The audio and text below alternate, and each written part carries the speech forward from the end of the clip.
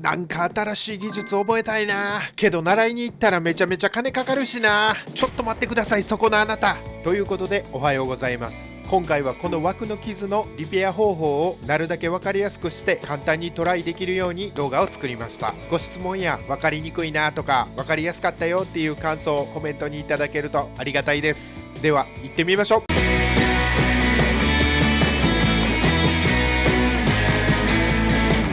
金丸フス株式会社。まず今回必要な道具はパパパッといくので、必要な方は止めながら見てください。では発表していこうと思います。カッターナイフ、先の丸い硬いもの、ヘラ、ターボライター、ハードワックス F、ラッカーシンナー、ウエス、プリン、サンドペーパー、アルテコスプレープライマーと瞬間接着剤、布コロナマスカー、モグモグ、バーンインシーラー、ドライヤー、帳消し。まあまあうまかった。作業解説に移ります。まず手で触って飛び出ているところがないか傷の状況を確認しています。飛び出ているところがあればカッターでカットしてください。先の丸いもので傷の縁を押さえ込んでいってます。下地処理はリペアの工程において最も大事なのでしっかりやってください。なぜそこまで重要かというと図で解説していきます。まずへこみ傷です。軽いへこみ傷だとこのままハードワックスを入れても綺麗になります。強いへこみ傷だと周りがこのように膨らむので、この部分をカットするかしっかり押さえ込まなければなりません。次に打痕の場合、傷の周りがこのように飛び散っていることがあります。このままハードワックスを入れてもこのように綺麗な面が出ません。この飛び散っている部分を切り落とし、縁を押さえ込むとこんな感じになります。ここにハードワックスを入れるとこんな感じになります。綺麗にパテが収まっていますね。これはとても重要なのでしっかり覚えていってください。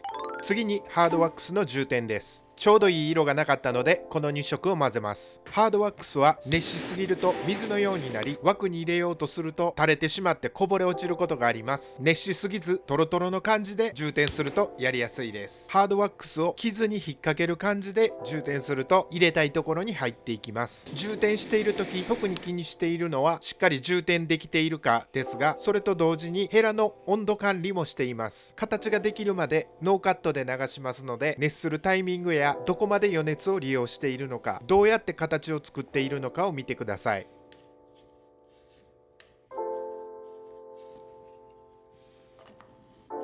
最終の形を作るときは必ずヘラをきれいにして形を作ってください。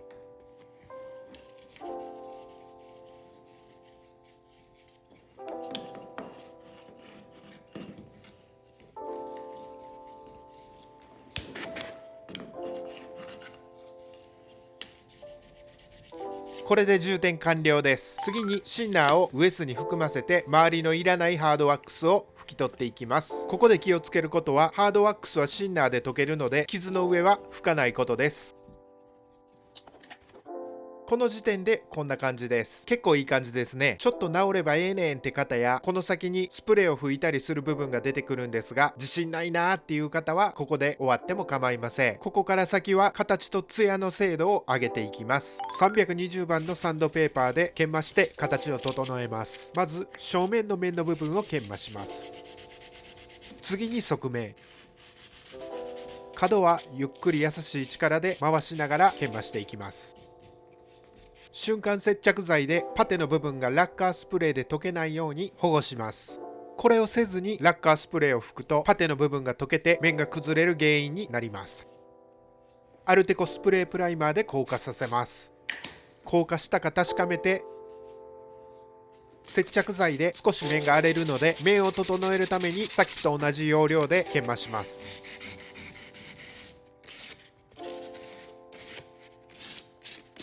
養生します。バーンインシーラーで研磨跡を消していきます。研磨跡はこの白くなった部分です。腕をぼかす方向に振りながらその経過の中で当てていくイメージで拭いていきます。拭いて少しの間待ってドライヤーで乾燥させます。もう一度同じ工程を繰り返します。もしこの時点で研磨跡が消えない場合は、瞬間接着剤で表面保護の後の研磨で320番の研磨の後400番600番と落としてからシーラーを拭いてみてください。次に仕上げのツヤ調整です。ここでは超消しスプレーを使っていますが、全消しスプレーやツヤ消しスプレーで大体は合うと思います。ツヤが高いものに関してはそれに大体合った光沢のスプレーを使ってください。ツヤの拭き方を解説した動画がありますので、一部抜粋して流します。まずどんな拭き方か見てみましょう。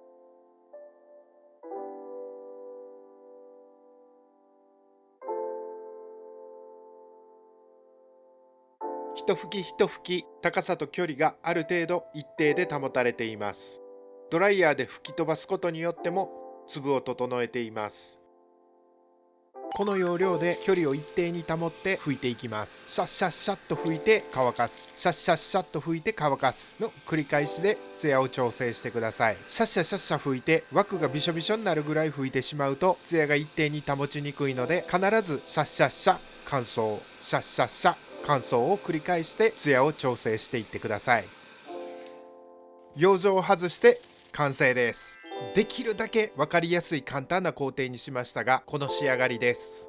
十分ですね。誰でもトライしやすく動画を作ってみましたが、どうですか？ご質問があればお気軽にコメントをください。ためになったなーという人はチャンネル登録高評価よろしくお願いします。